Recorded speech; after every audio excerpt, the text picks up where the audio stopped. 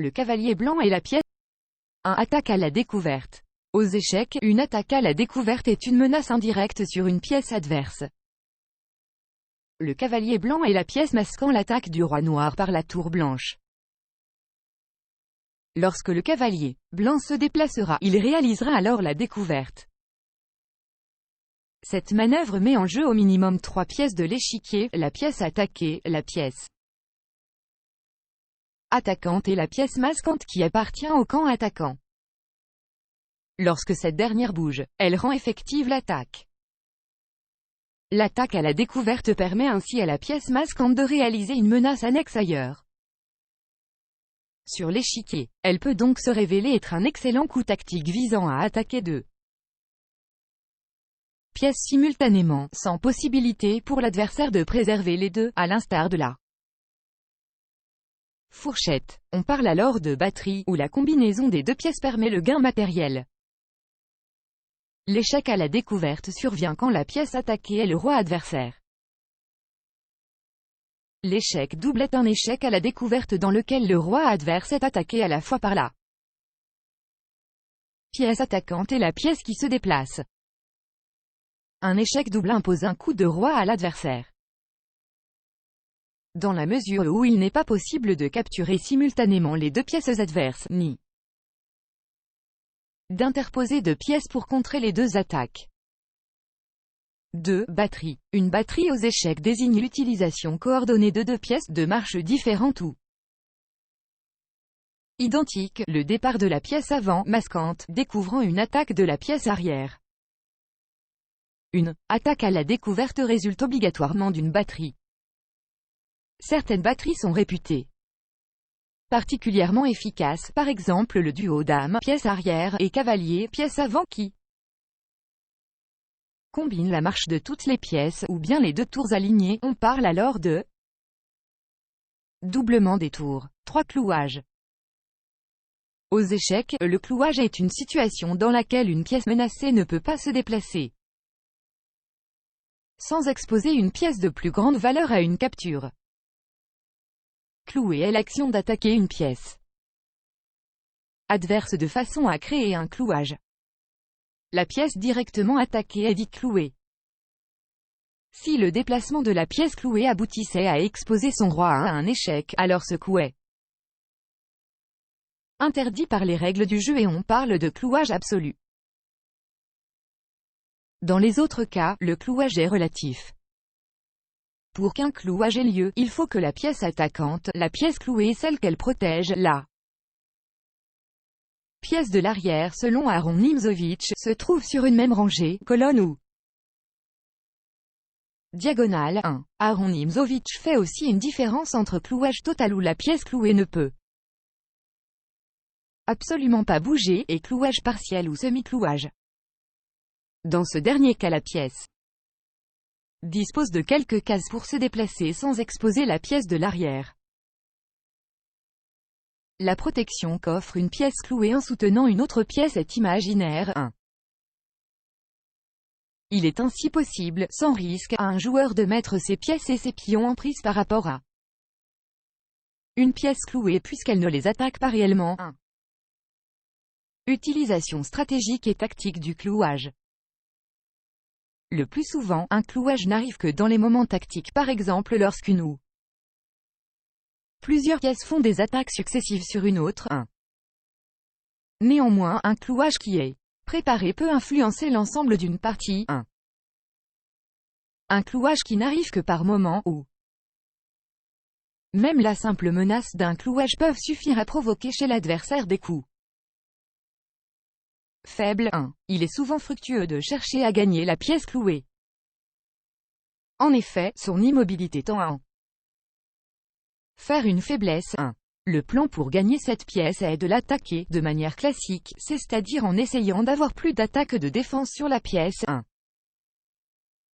C'est le plus souvent en rajoutant l'attaque d'un pion que la pièce sera gagnée, car elle ne peut fuir cette attaque. 1. 4. Combinaison. Une combinaison aux échecs est une suite de coups forcés, une manœuvre tactique permettant au camp qui en est l'origine de gagner la partie, combinaison de maths, d'obtenir un gain matériel. d'obtenir un avantage positionnel, par exemple doubler les pions de l'adversaire, ou déroquer son roi, ou de sauver une partie désespérée combinaison de nuls. Hans Müller a analysé 8000 parties de maîtres joués entre 1900 et 1950 sur 82% étaient gagnés au moyen de combinaisons 1. A fortiori, dans son livre Rapid Chess Improvement, A Study Plan for Adult Players, de Michael Della Maza avance qu'entre joueurs amateurs pratiquement toutes les parties sont décidées par des manœuvres tactiques. Dans toute la suite, ligne désigne aussi bien une colonne qu'une diagonale. Les combinaisons sont généralement basées sur un ou plusieurs motifs tactiques suivants. Attaque double. On appelle attaque double, ou fourchette, le fait d'attaquer simultanément deux pions ou pièces. Adverse. On peut parer une attaque mais pas les deux à la fois, donc l'une des deux attaques se réalisera. Attaque à la découverte. Une pièce en se déplaçant découvre une autre pièce à longue portée qui attaque le camp adverse. Si c'est le roi qui est attaqué par la pièce découverte, on parle d'échec à la découverte. Le moulinet en est un exemple élaboré. Ouverture de ligne. Une ouverture de ligne permet à une pièce à longue portée qui était obstruée d'agir. La partie amicale John Schulten Samuel Boden de 1853 achevée après juste 15 coups en donne un exemple éclatant conduisant à un mat appelé depuis mat de Boden. Suppression d'un défenseur. Si une pièce dérange, on la supprime. Déviation. L'objectif est d'attirer une pièce dans un lieu où elle sera vulnérable ou dans un lieu où elle ne contrôlera plus une case clé. Un exemple subtil de déviation est donné dans l'une des deux variantes après l'abandon de Robert Burns dans la partie qu'il opposa à Bobby Fischer avec les Noirs lors du championnat des États Nice 1963-64e. 3. Extraction d'un roi, un ou une série de sacrifices permet d'entraîner le roi dans le camp adverse. Étouffement d'un roi, les blancs jouent et gagnent.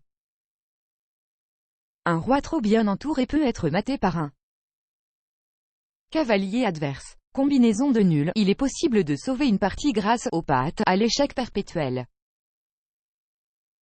5. Déviation. Déviation est un terme de la tactique échiquienne et du problème d'échec 1 qui désigne le fait de forcer une pièce adverse à quitter son rôle de défenseur d'une autre pièce ou d'une menace.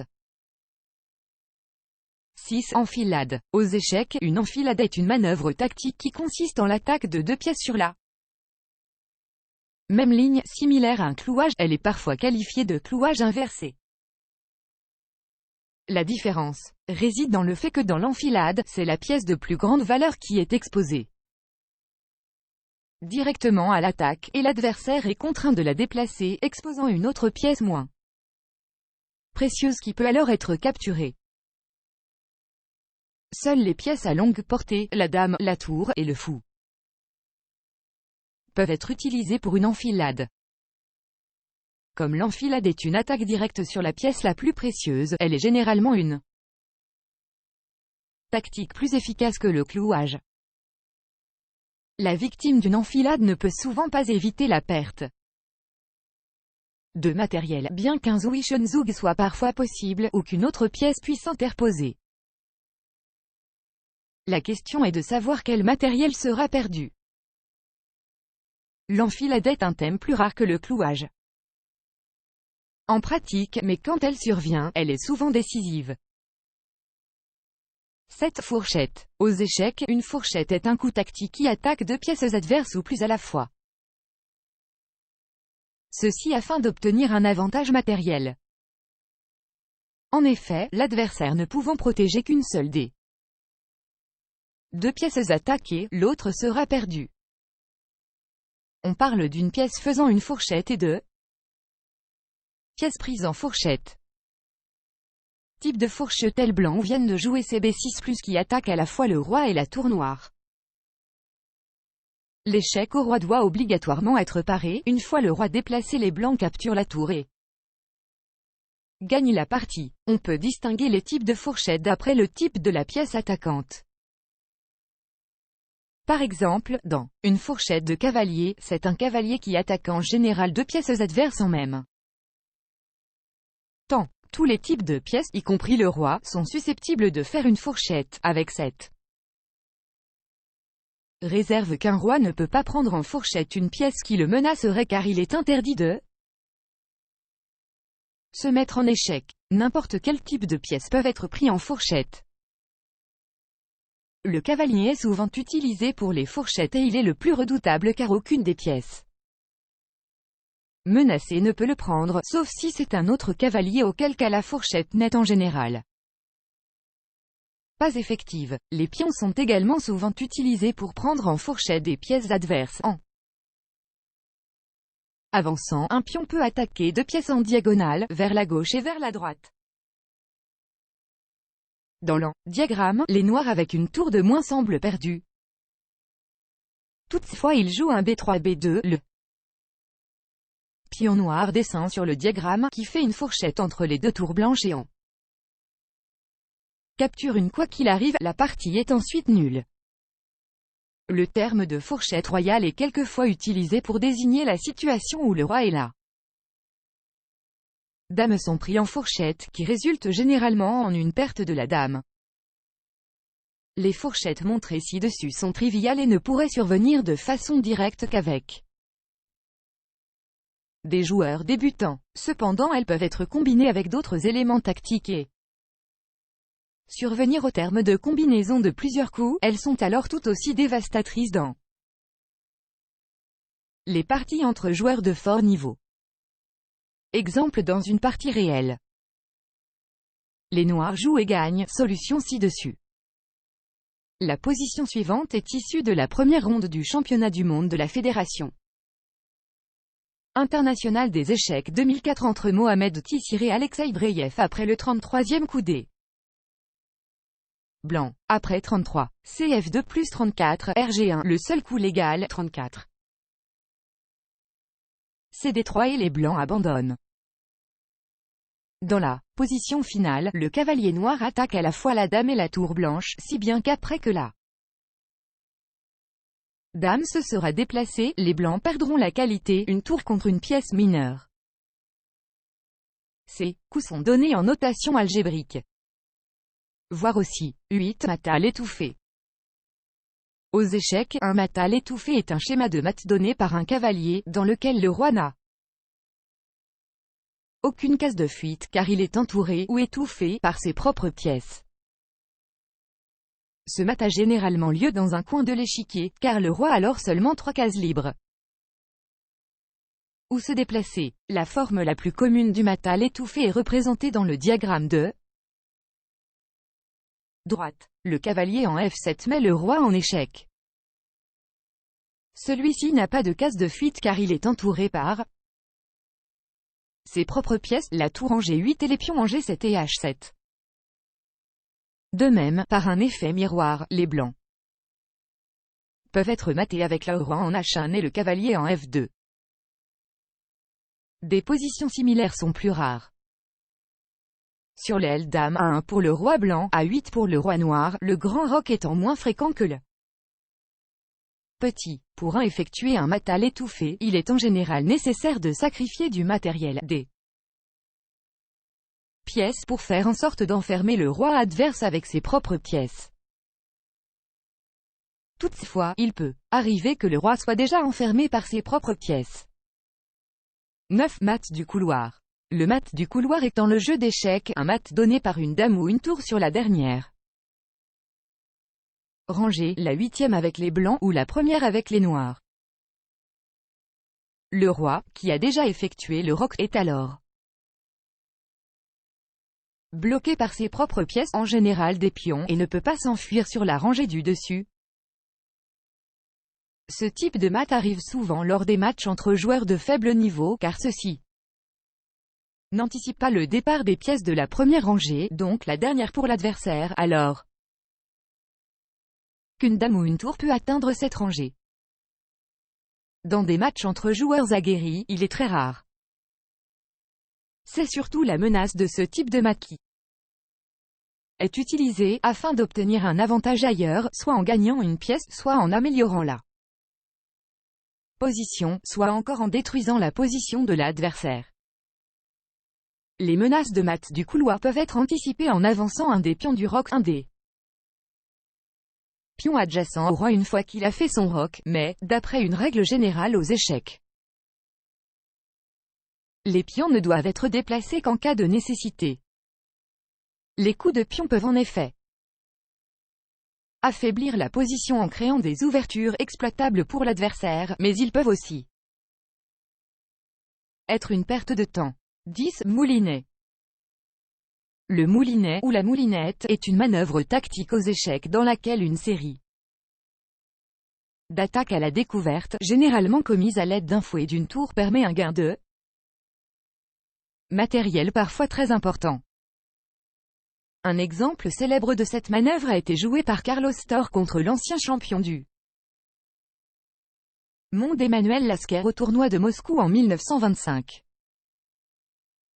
On retrouve aussi cette manœuvre dans la partie du siècle remportée par Bobby Fischer alors âgé de 13 ans. 11. Sacrifice. Aux échecs, un sacrifice est le fait de donner une pièce ou un pion à l'adversaire pour en tirer un avantage positionnel ou matériel. On a un vrai sacrifice quand les compensations sont uniquement positionnelles et que la perte de matériel est durable et l'issue incertaine. Un pseudo-sacrifice est une combinaison dans laquelle matériel initialement concédé est récupéré ensuite de façon forcée. 1. Les vrais sacrifices ne donnent pas de résultats directs et facilement appréciables.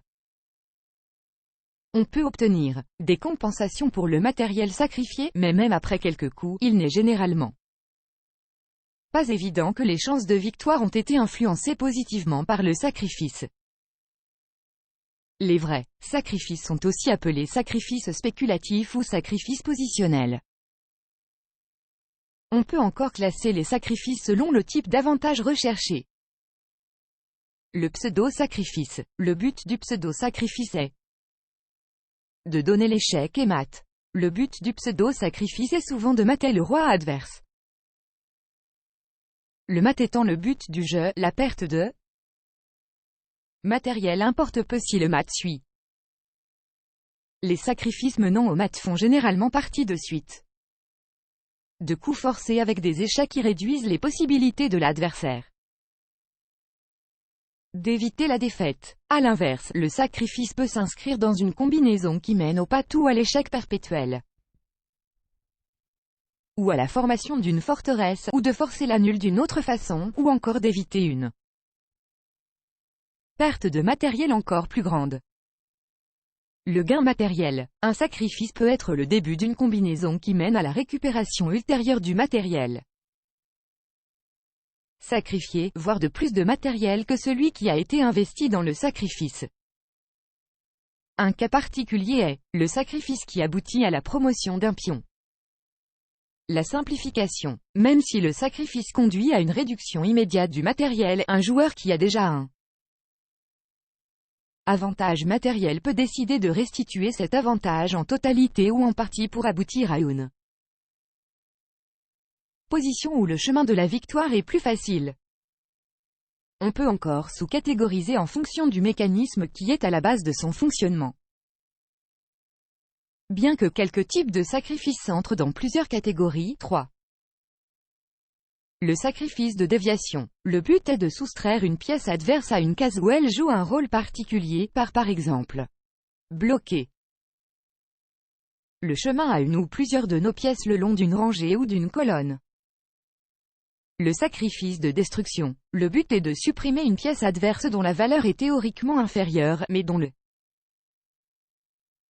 rôle est plus crucial dans la position, et qui aboutit à la prise de contrôle de case-clé de la position.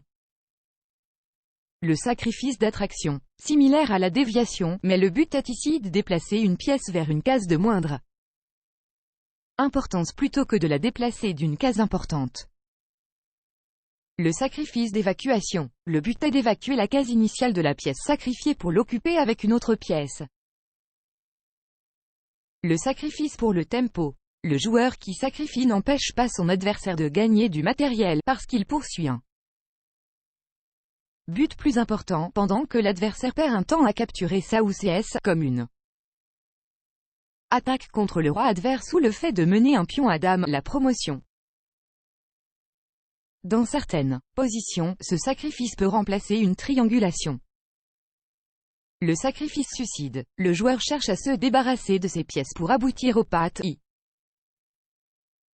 Partie nulle quand c'est au tour de ce joueur de jouer, que son roi n'est pas en échec, et qu'aucune de ses pièces ne peut jouer.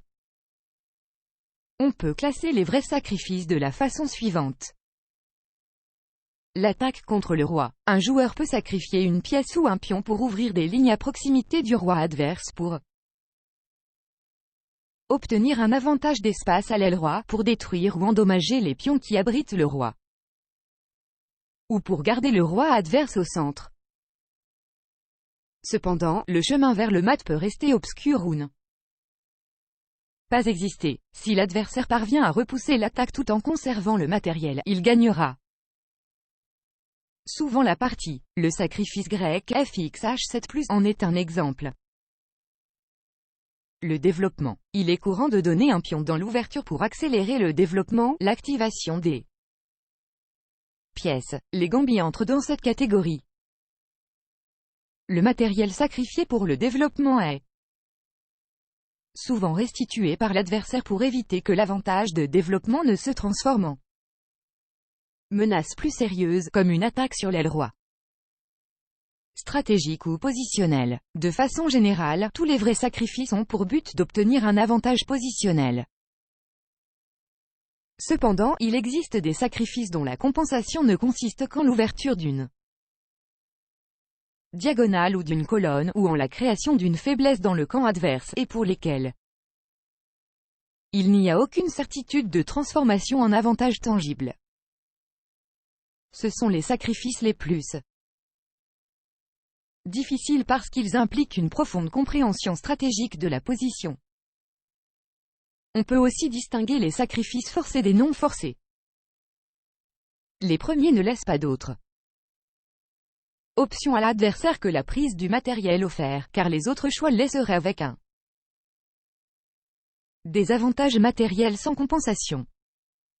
Les sacrifices non forcés laissent le choix à l'adversaire de prendre ou non le matériel offert. Une erreur courante est de ne pas se rendre compte qu'un sacrifice adverse peut être décliné sans risque. On dit parfois qu'on tire l'échelle pour qualifier ce type de sacrifice de déviation. Un sacrifice pour éviter la défaite. Un sacrifice positionnel. 12 tableaux de maths. Aux échecs, un tableau de maths est une position synthétique d'échecs et maths. Seule figure dans cette position les pièces qui participent au maths, toutes les pièces inutiles à sa réalisation étant omises. 1. Maths du couloir. Article détaillé, maths du couloir.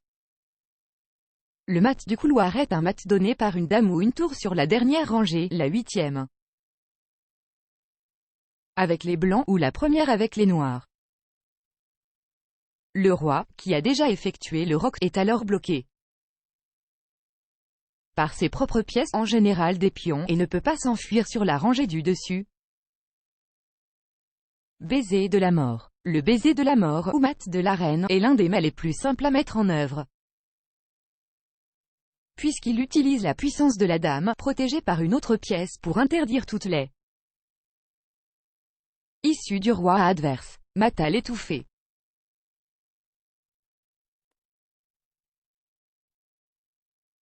Mat à l'étouffée. Les mats à l'étouffée sont les mats où les cases de fil du roi sont occupées par d'autres pièces de la même couleur. On parle le plus souvent de mat à l'étouffée lorsque c'est le cavalier qui met le roi en échec. Mat d'Anastasie. On peut rencontrer ce mat après avoir sacrifié une pièce sur le roc adverse. Il se caractérise par le cavalier bloquant les issues du roi sur la seconde ou septième colonne et la tour ou la dame matant sur la colonne du roi. Mat d'Andersen, le mat des Arabes, doit son nom au fait que les pièces qu'il mobilise, roi, tour et cavalier, sont les seuls qui n'ont pas changé depuis le Xe siècle et l'introduction du jeu en Europe par les Arabes. Voilà. Voilà. Ce je laisse, bye.